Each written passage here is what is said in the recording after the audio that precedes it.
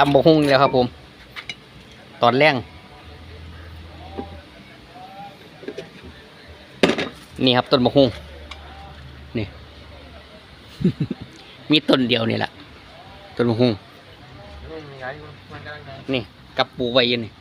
ท่านนี่ไงอู้บกหุ่งล้นใจปะนายบกหุ่งล้นใจเริ่มมาถึงโอ้ย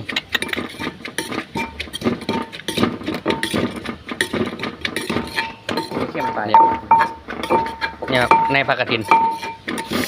ไว้แจกปาดคุลุกโอ้ใส่บรสให้คนนี้สิเราขอเป็นคนเดียว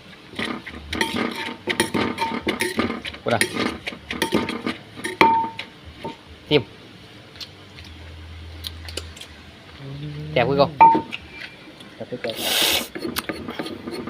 แซ่บๆครับผม